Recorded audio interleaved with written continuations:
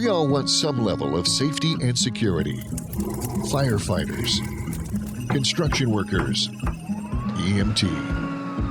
They're all there when you need them to help manage life's chaos. In retirement, you want that same level of safety, but who is there for you to make sure your money will last? Brian isn't just there in case of emergency. He's there so you don't have an emergency with your money. A safer retirement doesn't mean a boring retirement, but a prepared one, full of the things that inspire you. This is Safer Retirement Radio with Brian J. Decker. Welcome to Safer Retirement Radio with Brian J. Decker and Arrin Wray of Decker Retirement Planning. You can find out more about Brian and Arrin and the team just by going to the website, deckerretirementplanning.com. There are offices in about 3 different states, so you have that opportunity in Washington, California, Utah, Salt Lake City, and Lehigh are where the offices are. deckerretirementplanning.com. And I always start the show with this because if you're trying to figure out where you are on that road to retirement, there's some question marks you may have in your mind, right? Do we have enough? Are we going to be okay? There's still the number one fear amongst retirees, the fear of outliving their money. And that's because there's a lot of things going on that Brian and Arrin are going to talk about right out of the gate. But on that website, Decker Retirement Planning, under that heading of Safer Retirement Education, there are 12 different things you can download, including Brian's book on retirement, the Decker Approach book. There's the 3 Principles Retirement Book Checklist Challenge. I think there's about 34 or 35 boxes to check. If you check them all, you're probably good to go. Everybody's a little bit different in that area, but the checklist challenge is there.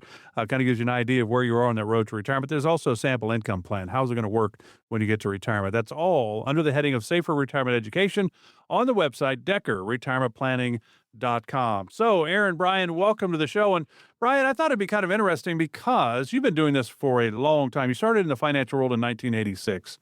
And so there is a lot going on. A lot of things are different in those almost 40 years since you've been in the financial world. A lot of differences, but you've been through the Great Recession, the dot-com bubble bursting, 9/11.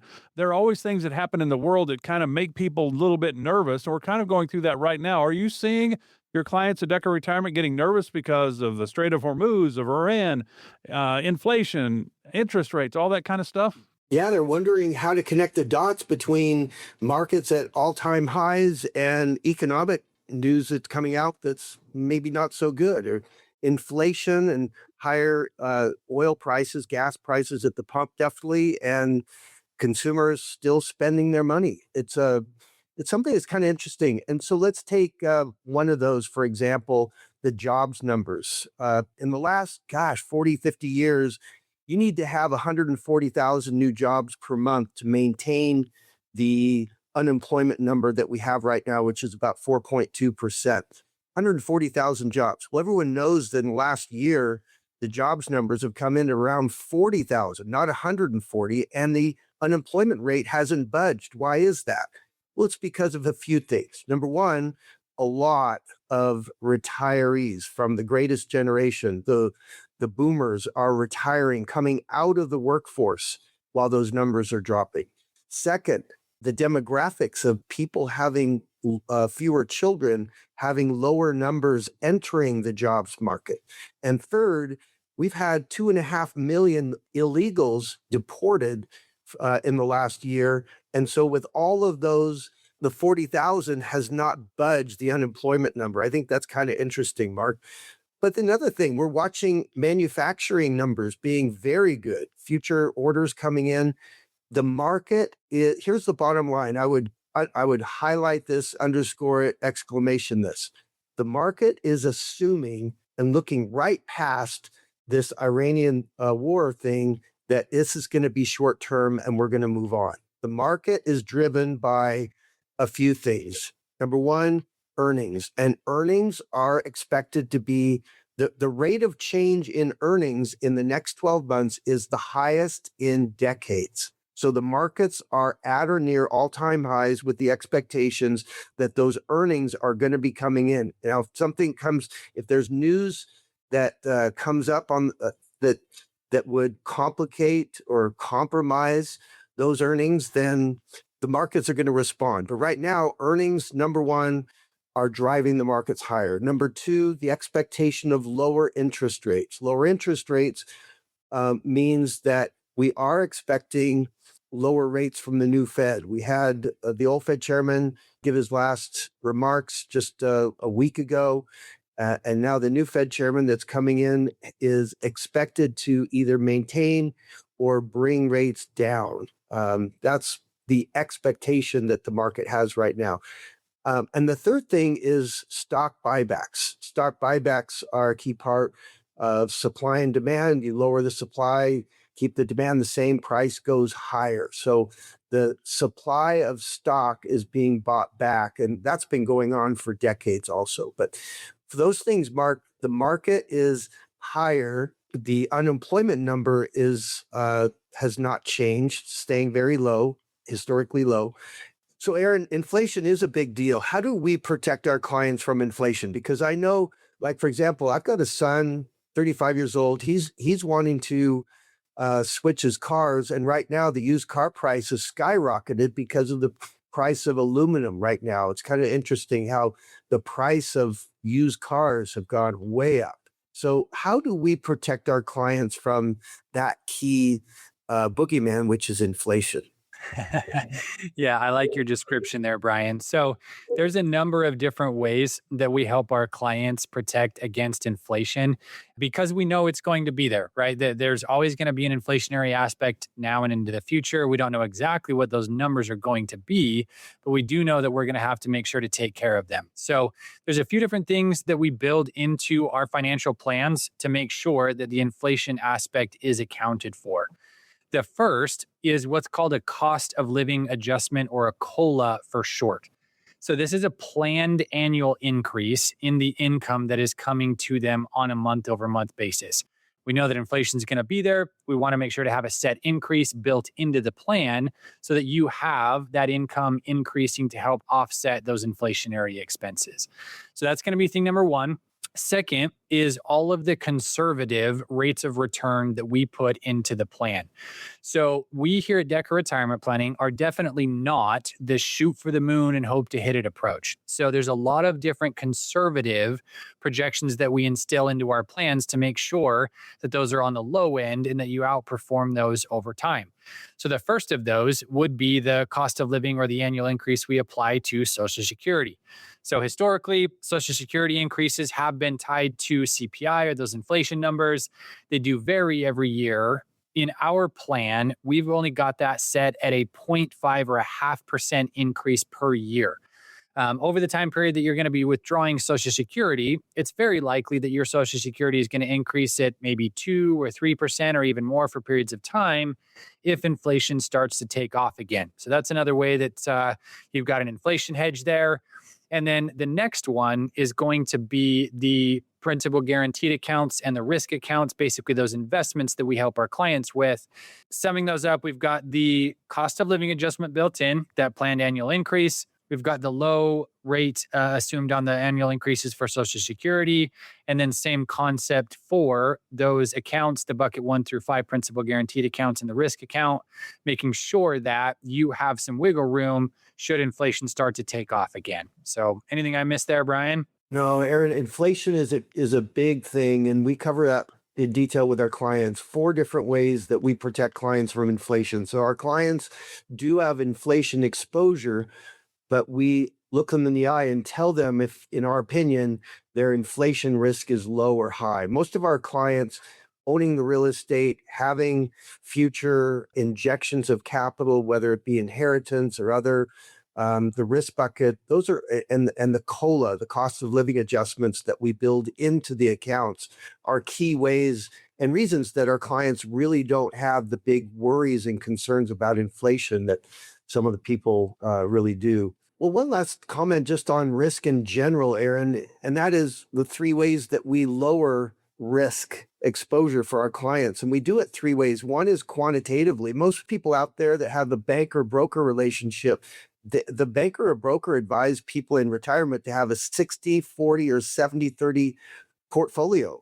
I just think that's insane for someone to have 60 or 70% of all that they've earned having market risk exposure. Our clients have about 25%, 25 to 30% of their portfolio we think is the right number. So quantitatively, we significantly lower our client risk. Second, we objectively remove interest rate risk. Interest rate risk is the risk that you have in bond funds. When interest rate rises, you lose money in bond funds. So in 2020, in August of 2020, the 10-year Treasury was at 0.47, and people in the last 5-6 years have lost tremendous amount of money in bond funds as interest rates have risen since then.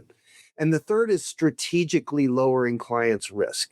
So we use momentum-based strategies that are algorithms that seek to invest client money actively in whatever is going higher. So right now, gold and silver have been strong, technology, semiconductors have been strong. Well, there's a time to own technology, like in the last few years, and a time to not own technology, like in 2022. Whoever owned technology in 2022 lost over 30%. So we use momentum-based strategies that have us buying whatever is going up, and that's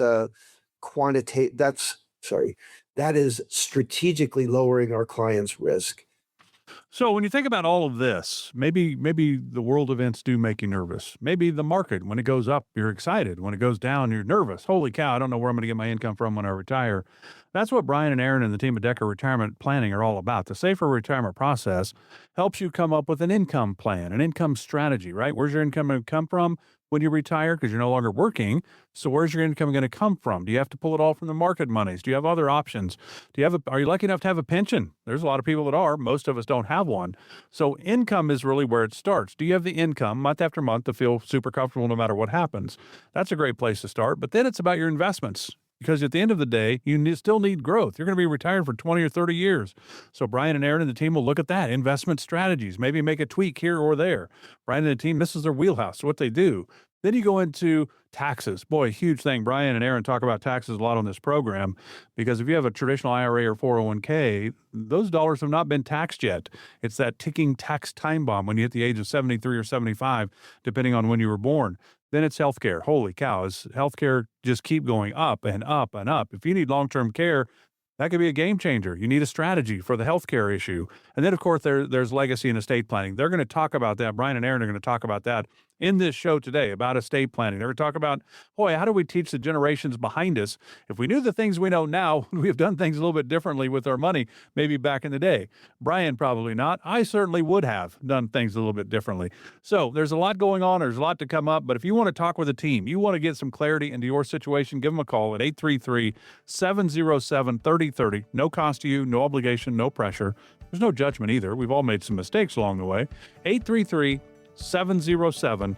833-707-3030. Back with more Safer Retirement Radio with Brian J. Decker and Arrin Wray of Decker Retirement Planning right after this.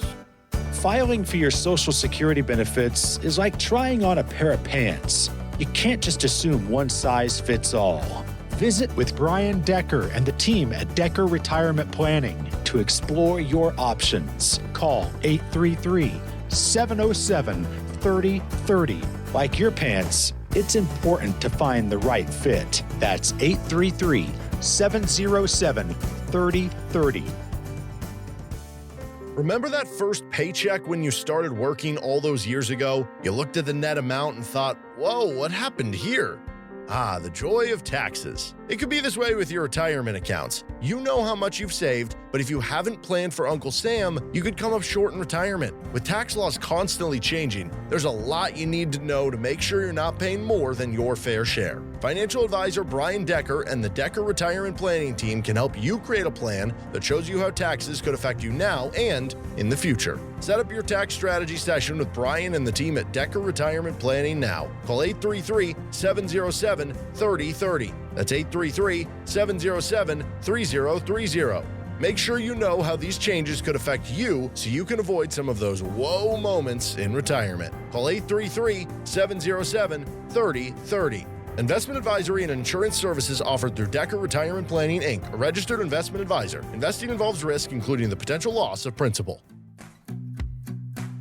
You're listening to Safer Retirement Radio. If you like what you hear on today's show or have questions, drop by DeckerRetirementPlanning.com or call 833-707-3030 to talk to Brian.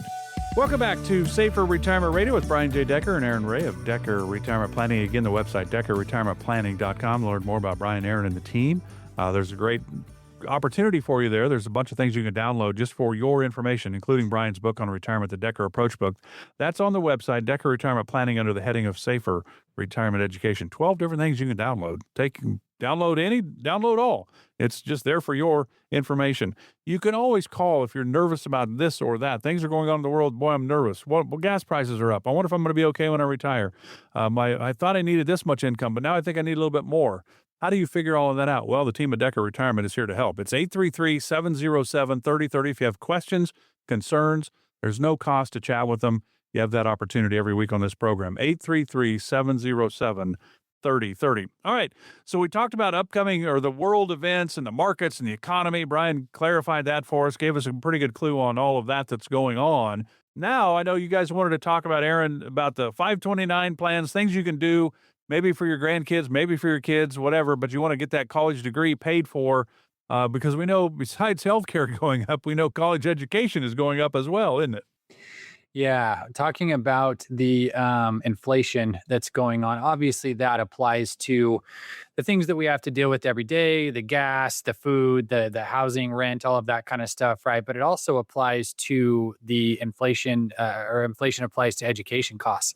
So I'm sure that if you were to look at what your semester tuition was or the full cost of your college education, and then compare that to what your children or grandchildren are going to have to pay for that same 4 or 5 year degree, or if they go on for a master's program or additional education beyond that, some of those inflation numbers can be staggering. And so as that will continue, the rising cost of education will continue.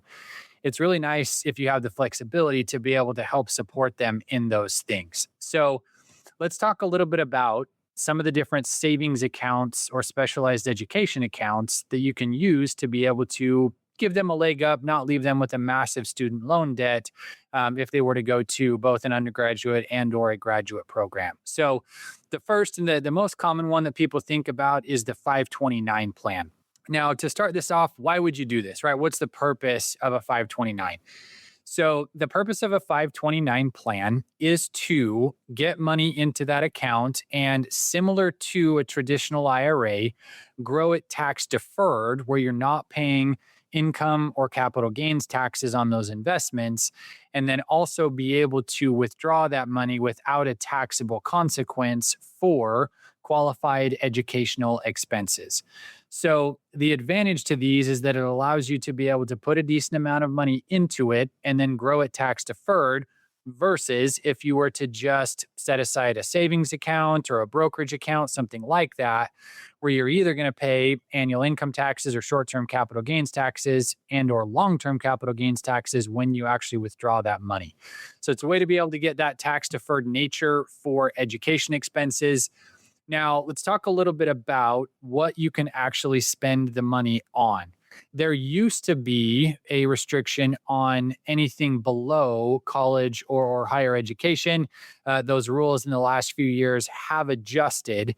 So you actually do have the ability to use 529 funds for K through 12 education. So the federal government does put a limit on that. It's $20,000 per year. There are certain states that have their own additional limits on top of that. So depending upon the state that you're in, you want to make sure to take a look and see if there are any specific state restrictions on that. But if you're wanting to send your kid or your grandkid off to a private school, something else that you're going to have to pay out of pocket for, you do have the ability to withdraw funds out of a 529 plan for those expenses. Now, once they get to a higher education institution, a college, university, then you have the ability to use that money for a host of different expenses. So obviously, tuition is going to be on that list. That's going to be a big chunk of the expenses there. Additional fees. A lot of times they'll have the straight tuition that you owe to the school, and then there's a list of other fees for, I don't know, the computer lab or for specific research thing that they're doing or whatever the classes that they're taking are. So that can be paid for out of the 529. You can pay for books. You can pay for supplies. You can pay for equipment like computers and a lot of the other things that are necessary to complete the specific programs that they're in. Now, one of the other ones that is one you want to watch out for, you do have the ability to use 529 plans for room and board wherever they're going to stay. Now, this is going to be specific to whether they are on campus, off campus, as well as what that specific university outlays as the typical average cost for room and board. So they have limits, kind of estimates as far as what it should cost. And in order to make it a quote unquote qualified expense to use those 529 plans, you do have to stay within the limits that specific university has given as far as what the cost should be for that year. So again, you've got the tuition, fees, books, supplies, equipment like computers, room and board based off the university that they're going to. And those are all going to be qualified for the tax-free withdrawals from those 529 plans. Now, if they don't end up going to a traditional university, 529 plans can also cover apprenticeship programs, trade schools if they want to be a plumber, an electrician, have some kind of a trade versus a specific university there. So those things can be covered for as well. Now, talking about how to get the money or how much money you can actually contribute to these, they tie the contribution limits for 529 plans to the annual gifting limit. So for 2026, the annual gifting limit per person is $19,000. That doubles to $38,000 if you are a married couple. And 529 plans actually have a cool feature called super funding, where if you're looking to get as much money into that account as possible right away, you can actually front load 5 years worth of contributions in one calendar year. So let's just say you've got a chunk of money set aside, you got a big brokerage account, or you've got money in the bank, you're looking to help your kids or grandkids out with those educational expenses. For a single individual, the front load for 5 years is $95,000, basically that $19K times 5. For a married couple, it's double that, just the 180, 190 mark there. So you can front load that, get a good chunk of money in there, get it invested, get it growing for them, allows them to be able to get a head start on that. And with that, so the annual contribution limits do apply. So every year as they increase those, that becomes the new limit per year that you can contribute to that 529 account. Now, if you do the super funding, meaning you front load that 5-year contribution in, you do have to wait until you get past that 5-year front loaded period to be able to add more funds into that account. So you do the super funding, get the $95,000 in there for a single individual, wait 5 years, and then you could contribute that annual gifting limit at that point in time. So a couple other pieces to this. One, some people say, hey, what happens if my kid ends up getting a scholarship, right? They go play a sport there. They get an educational scholarship. What happens if they have something else that's going to pay for those tuition and fees that they've got there? So you actually do have the ability to get a specific withdrawal amount on that based off of the scholarship, meaning that you could withdraw funds equivalent to the scholarship amount without incurring that 10% penalty if they were to get a scholarship. And again, they can use that money on whatever they want at that point in time. So that's going to be a good overview of the 529 plan there. The one last piece to that is going to be, hey, what if my child or my grandchildren don't use all of the money that I've put in or all of the growth that's happened in that account? So let's just say you get a bunch of money into the 529, it grows, they go to school, they complete their undergraduate degree, they aren't interested in doing a master's program or any kind of continuing education, which again, you can use the 529 plans for master's program or ongoing expenses there. You have a few different options for what to do with the excess funds. So option number one is you have the ability to change the beneficiary. So let's just say you open this for grandkid number one, and then you've got a couple other grandkids that you may want to help. You can change the beneficiary so they would be able to use those. And you actually have a lot of flexibility around the beneficiary that you can use. So it could be grandchildren, siblings, cousins, parents, even yourself if you wanted to go back to school for some specific program. So you can continue to change the beneficiaries on those plans to be able to use up that amount. The one other really neat thing that they've instituted recently is you actually do have the ability to take a portion of those 529 funds and roll them over to a Roth IRA for that beneficiary. So let's just say that you would prefer to do that instead of changing the beneficiary and using that for educational expenses. You have the ability to use that money to roll it over to a Roth. Now, there are some specifics that you have to be aware of here to make sure that you're abiding by all the rules. So the first is that the account, that 529 account, does have to have been opened for at least 15 years in order to start this. So again, if you're thinking about doing one of the 529s, opening it sooner rather than later is going to be in your best interest.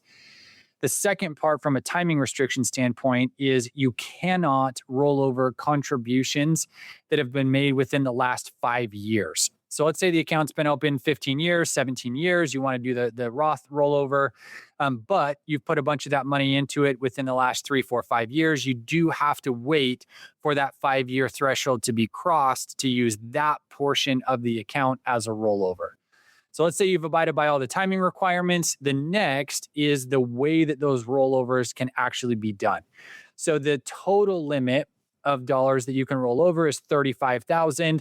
And the annual contribution limits, the typical Roth contribution limits per year, do apply. So in 2026, the rollover limit is $7,500. And the income limits and the earned income requirements also do apply. So this is something where that specific beneficiary, the kid, the grandkid, would need to have their own earned income up to, or at least that $7,500 to do that full rollover. And the one neat thing about this is if they are in a high earning career, maybe they got a job, they're doing really well, they're making $300,000 a year. Normally, that would prevent them from contributing directly to a Roth of their own volition, but those income limits do not apply for the 529 to the Roth rollover. So if they're doing really well, they have a high income limit, this does allow them to be able to do the rollovers even if they are over the normal Roth IRA contribution limits there. So again, if they don't use the funds, you can change the beneficiary. You can do those 529 to Roth rollovers, and that just helps give them a head start on the money that they could use later down the road as retirement savings. So if you'd like to sit down with the team at Decker Retirement, you want to talk with Arrin about that, talk more in depth. Hey, I'd really like to do that.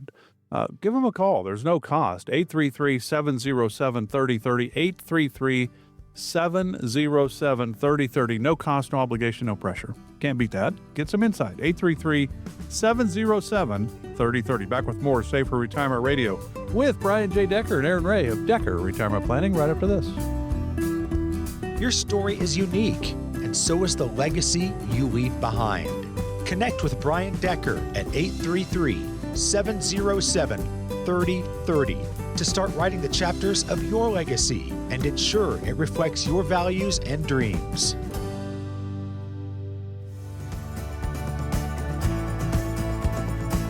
Glad you're with us today for Safer Retirement Radio. I'm Mark Elliott here with Brian J. Decker and Arrin Wray of Decker Retirement Planning. Again, if you would like to sit down with the team and walk through the Safer Retirement process, it's income, investments, taxes, healthcare, legacy planning. What about Social Security? It's in the income part. What about Medicare? It's in the healthcare part. So there's a lot of things you have to think about and plan for when you get to retirement. So if you have questions about any of that, because most people just get caught up in, hey, my plan is my 401k, it's my IRA. I've got several of those. I think I'm good. But those aren't plans. That's just the investment side of things. What about income? What about taxes? What about healthcare? What about legacy planning?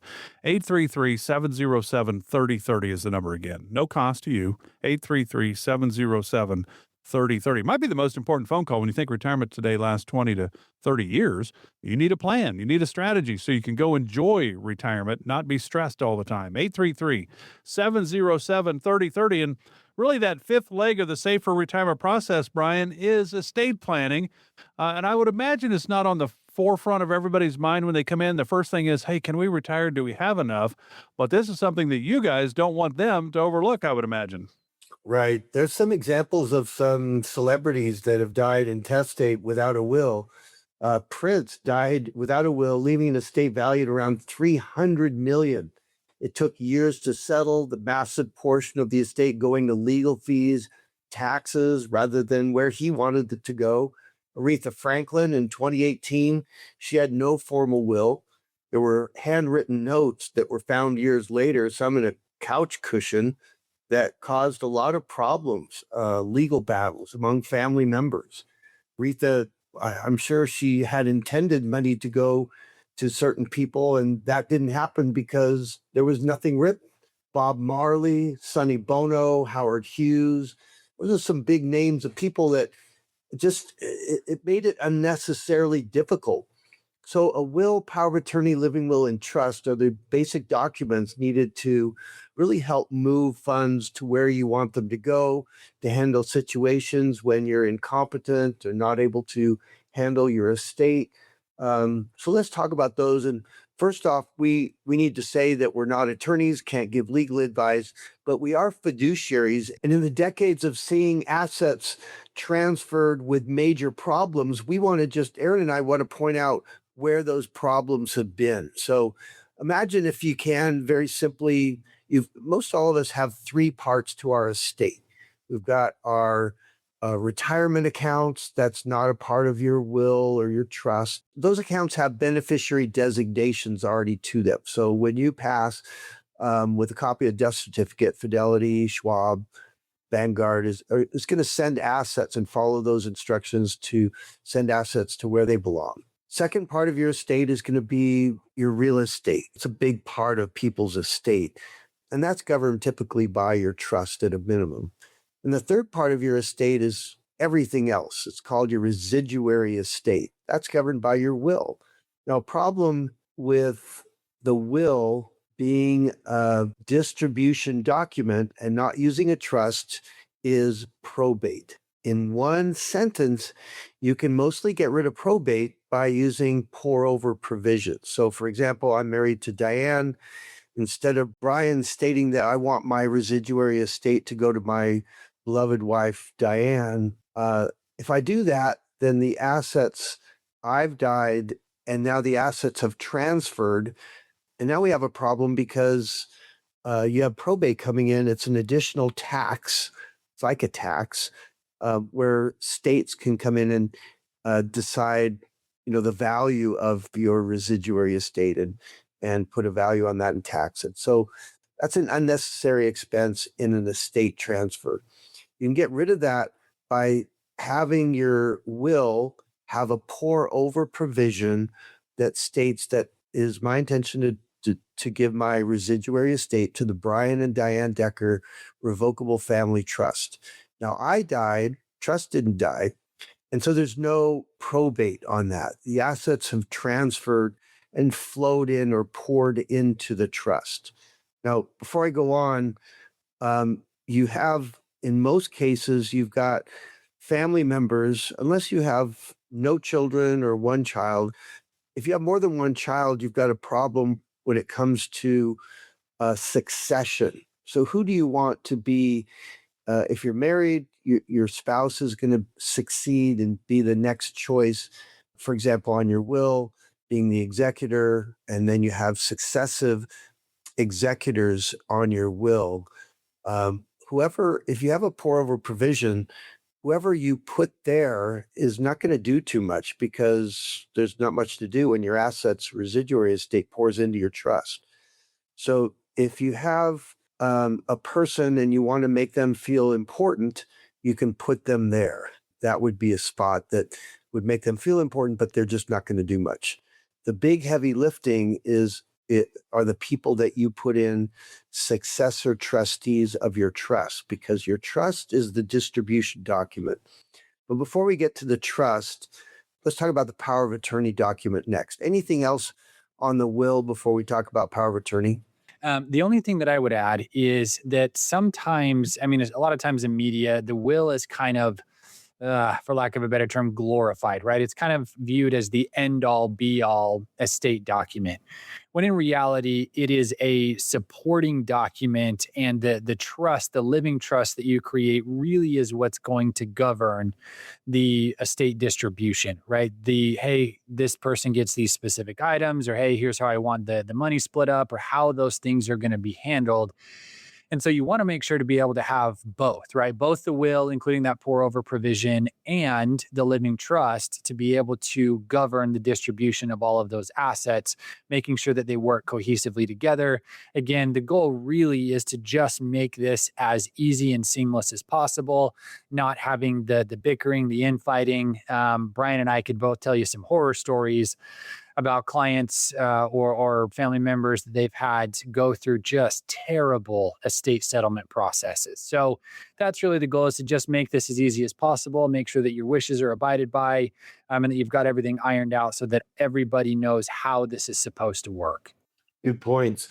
Okay, now when you're incapacitated, your power of attorney is very important. So when it comes to a couple, let's say, and my wife, Diane, is going to be my agent, and then successor agents of who would be, if my wife predeceases me, who's going to be the next choice? Well, if you've got more than one child, consider putting all your kids in there so that they can tag team. Maybe someone is closer at that time and lives closer, or someone is between jobs and can move into the house. But consider, instead of picking one of your children, consider putting them all in there as so that they can tag team and all feel important in helping mom or dad. So that'd be an important thing for succession.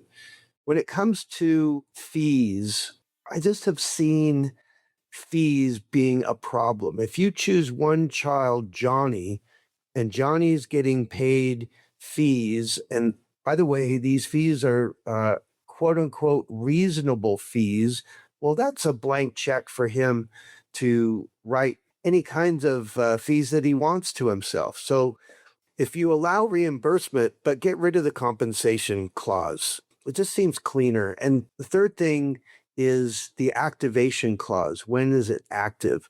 I just want to talk about this for a couple of minutes, Aaron, because there's some pros and cons on all of it. I remember, like it was yesterday, there was a couple that was coming in for their planning, and they were fighting and bickering, and she would call me in between meetings and say, I don't know if I want to stay married to this guy.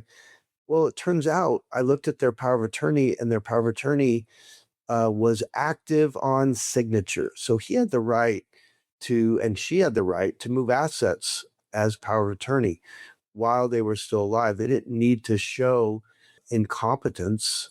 So I want to warn people, if you've got a good, strong marriage, then have it be active on signature. But if not, you might want to consider having two medical doctors determine incompetence to protect yourself. Then it's so emasculating to drag a man in front of two doctors to show that he's incompetent. He's going to do everything he can to show that he is competent. So instead of that, you can have a family council determine competency. This is the people that are closest to it, the children, the spouse, can determine competency to activate the power of attorney. Those are the major things when it comes to power of attorneys that we as fiduciaries have seen. What else would you add to that, Aaron, before we move on? Yeah, I would say, I mean, every client is going to know their kids or their family better than we do. And the recommendation I typically give is you want to kind of put yourself in that future casting position. You say, hey, well, what if I get Alzheimer's someday? Who is going to be the best person to take care of my financial and legal matters, right? Because power of attorney literally is giving somebody other than yourself the ability to act as you, right? They can sign documents, they can pay bills, they can move money, they can do all of those types of things. And so you want to make sure that whoever is in both the primary and the secondary positions for that are going to be doing things in your best interest, and that they're going to do a good job taking care of those specific roles. So like you mentioned, Brian, typically it is spouses first, husband to wife, or whatever the correlation there is. And then you're going to have a lot of times kids as the secondary power of attorney. Now, I will tell you that I have had clients that are like, look, I really don't want any of my kids to be my power of attorney. I don't think they're going to do a good job, or I don't want to put them in that position. You do have the ability to have other professionals in that role, right? There are people that will act as fiduciaries, obviously for a fee, to fulfill that specific power of attorney role for you. But if you either don't want to or don't feel like any of your children would do a good job in that role, there are professionals that you can get to act in a fiduciary capacity to take care of that power of attorney as well. So again, I would just think about, hey, what types of situations is this going to be applicable? Do I have the right people in my life that are going to do a good job in that role? If so, you want to make sure to let them know ahead of time. You want to make sure that these are talked about beforehand. Those people know they're going to be in those roles. They understand what the responsibilities entail. Just making sure to have everybody on the same page around those things. So if you'd like to find out more about your situation, because at the end of the day, if you don't have a plan for how you're going to leave things, and you can obviously do things, give people money before you go, you can enjoy travel together, if you'd like. But when you're not here, if you want to make sure things go the way you want, you have to have a strategy. You have to have the estate plan in place and all the legal documents, the wills, the trust, the powers of attorney, healthcare, and for the finances and all of that. And Brian and the team, they're not attorneys, but they can certainly direct you in the right place and give you some insight into making the right decision for you and your family. 833-707-3030. No cost to you. Great opportunity to find out more. 833-707-3030. Back with our final segment of today's Safer Retirement Radio with Brian J. Decker and Arrin Wray of Decker Retirement Planning. Right after this. War involving Iran is driving uncertainty in the markets. The question is whether your retirement timeline can withstand it. Call 833-707-3030 to schedule a retirement review with Decker Retirement Planning. Call 833-707-3030. Not only is it annoying, but that leaky faucet can cost you a lot of money. Do your retirement accounts also go drip, drip, drip? Even small fees can add up. Combine that with taxes, and all of a sudden, you could have a pool in your basement. Financial advisor Brian Decker and his team at Decker Retirement Planning can't help you with that broken faucet, but they can help you fix those leaky accounts so you're not paying more in taxes and fees than you have to. Decker Retirement Planning loves helping families just like yours reduce taxes and fees as part of their customized retirement planning process. Call now to see if they can help you too. To set up your visit with Brian and the Decker Retirement Planning team, call 833-707-3030. Don't let any more of your hard-earned dollars go down the drain. 833-707-3030. That's 833-707-3030. Investment advisory and insurance services offered through Decker Retirement Planning, Inc., a registered investment advisor. Investing involves risk, including the potential loss of principal. If you only think about taxes once a year, you're doing it wrong. To get the most out of your retirement nest egg, you shouldn't just file your taxes. You need a plan for them. Call Brian now to see what tax opportunities you could take advantage of. 833-707-3030. That's 833-707-3030. Welcome back to Safer Retirement Radio with Brian J. Decker and Arrin Wray of Decker Retirement Planning. I'm Mark Elliott. Again, the website, deckerretirementplanning.com. Under the heading of Safer Retirement Education, there's 12 different things you can download any or all, including Brian's book on retirement, the Decker Approach book. All of that is there for your information. You can always call. Boy, things have got me a little confused right now. I'm not sure I'm investing the right way. The markets have been good, but I'm hearing the economy is bad. I'm confused. Well, the team at Decker Retirement can help clue you in on that. 833-707-3030. 833-707. All right, Brian, you got some more things you want to talk about when it comes to estate planning. And every state has a deal for you. If you don't have a will or anything like that, the state will determine. And the good thing is you're not in Louisiana, where if you would pass away and your wife does not just get it all, they actually split it between the wife and the kids, 50-50. That's crazy. But that's Louisiana. We're not in Louisiana, are we? No. And so we just want to make sure that for a few reasons that you've got the documents in place that you can easily and logically move money where you want those assets to go. So we talked about the will, we talked about the power of attorney. Now let's talk about the healthcare directive. This is the pull the plug document. So when it comes to succession, again, if you have more than one child, consider having spouse being your primary agent and having your secondary agent being all of your children, whoever's in town, whoever can look after you, whoever can be there local, have them talk and be in touch with each other. And it brings you together instead of choosing one of your children, and then there's the concern about what he or she knows and isn't sharing, and there's questions of did they make the right decision? Are you going to pull the plug? And all that is just so unnecessary. Try to consider on succession for the agent position, have all your kids in there. Second is the trigger clause of the activation clause of the healthcare directive. The HIPAA clause activates it. Two doctors. Now, I think it's unfair to have the doctors walk up to one of the kids because mom or dad has predeceased the other. So let's say dad has survived, mom's gone, and the doctors walk up and say, well, what do you want to do? Not a good situation here. Well, if they're in that situation and they choose their best guess is to pull the plug, invariably in the next couple years, they see a situation where another guy was in a coma for 6 months and he miraculously survives, and they live with the guilt of thinking they killed dad. They live with that. And so let's try to minimize that potential horrible guilt and that situation by writing in this is my intent, is my wish to have my life ended if I'm kept alive artificially. Now, when two doctors can come up and say, hey, Brian, that's your mom over there. She's on the machine. That's what's keeping her alive. She's kept alive artificially. Now, when two independent medical doctors give me their opinion, now I know that my mom did not want to be kept alive artificially, and I can pull the plug without guilt. So I would add that information in there. Also, make sure that you are getting comfort measures. Comfort measures means pain medication. It means morphine. These healthcare directives are all about making sure that you've got no artificial hydration, no artificial nutrition. It's going to be painful if you don't have morphine.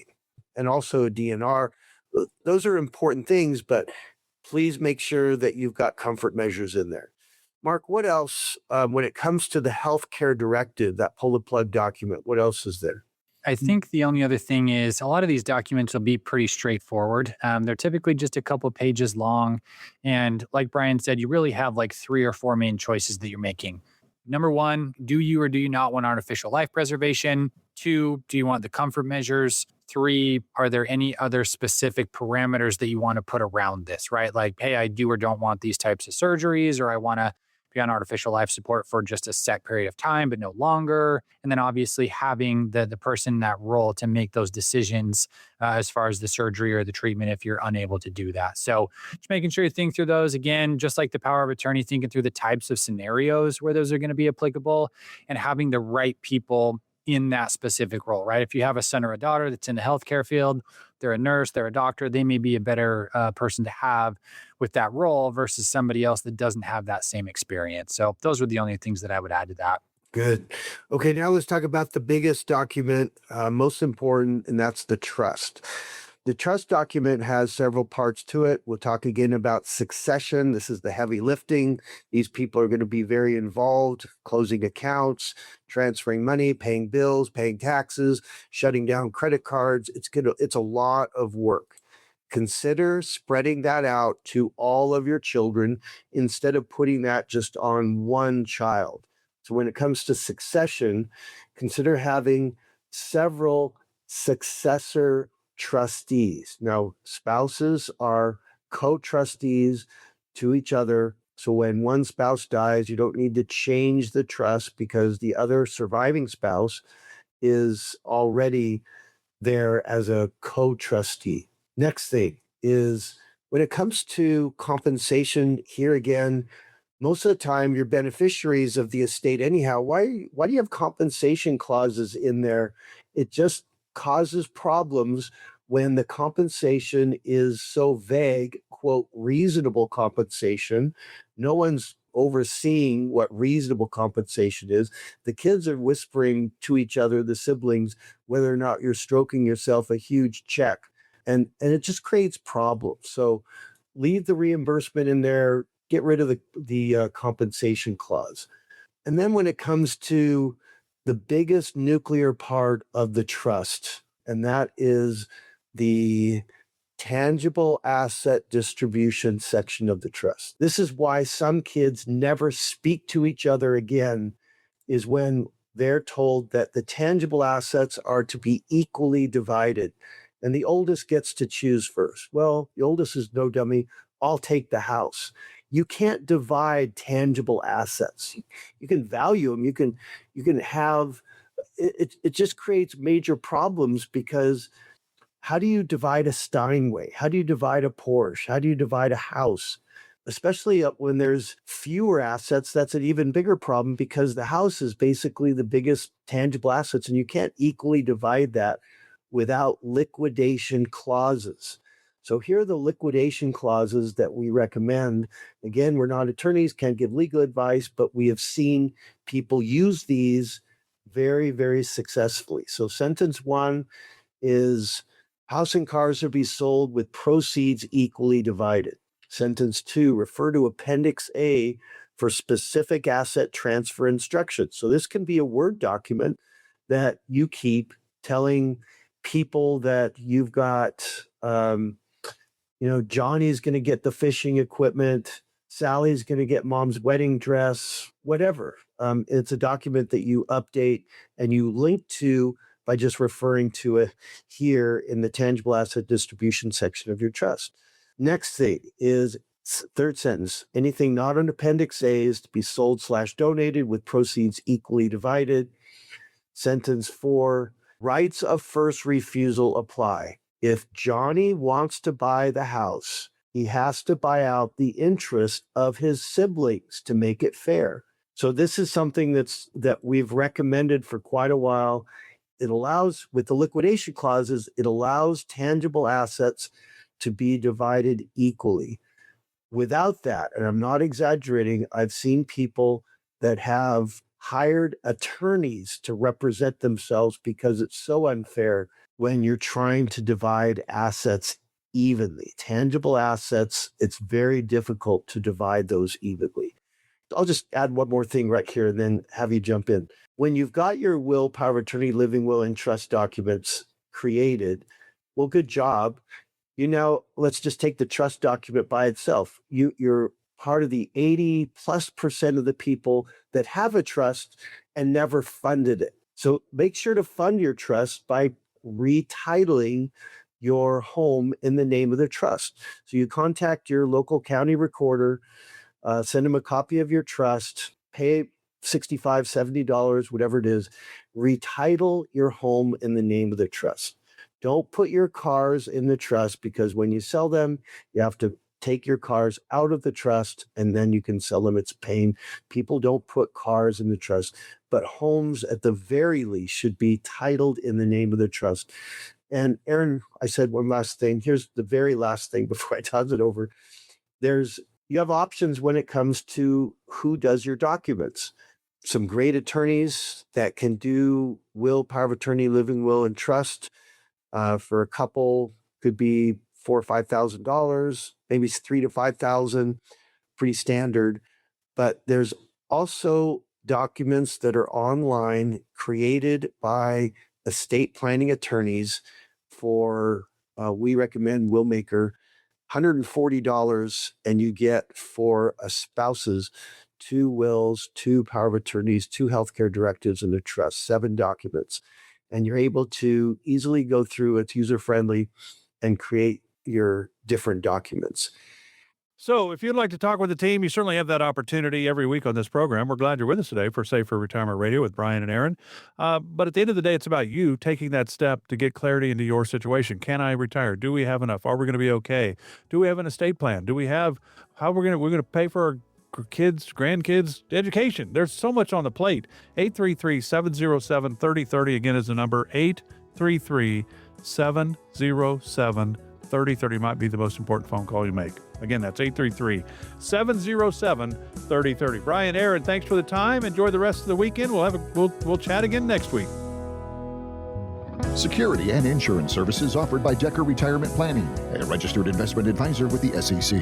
Investing involves risk, including the potential loss of principal. Any references to protection, safety, or lifetime income generally refer to fixed insurance products, never securities or investments. Insurance guarantees are backed by the financial strength and claims-paying abilities of the issuing carrier. This radio show is intended for informational purposes only. It is not intended to be used as the sole basis for financial decisions, nor should it be construed as advice designed to meet the particular needs of an individual's situation. Decker Retirement Planning is not permitted to offer, and no statement made during this show shall constitute tax or legal advice. Our firm is not affiliated with or endorsed by the U.S. government or any governmental agency. The information and opinions contained herein, provided by third parties, have been obtained from sources believed to be reliable, but accuracy and completeness cannot be guaranteed by Decker Retirement Planning. This radio show is a paid placement. Remember that first paycheck when you started working all those years ago? You looked at the net amount and thought, whoa, what happened here? Ah, the joy of taxes. It could be this way with your retirement accounts. You know how much you've saved, but if you haven't planned for Uncle Sam, you could come up short in retirement. With tax laws constantly changing, there's a lot you need to know to make sure you're not paying more than your fair share. Financial advisor Brian Decker and the Decker Retirement Planning Team can help you create a plan that shows you how taxes could affect you now and in the future. Set up your tax strategy session with Brian and the team at Decker Retirement Planning now. Call 833-707-3030. That's 833-707-3030. Make sure you know how these changes could affect you so you can avoid some of those whoa moments in retirement. Call 833-707-3030. Investment advisory and insurance services offered through Decker Retirement Planning, Inc., a registered investment advisor. Investing involves risk, including the potential loss of principal.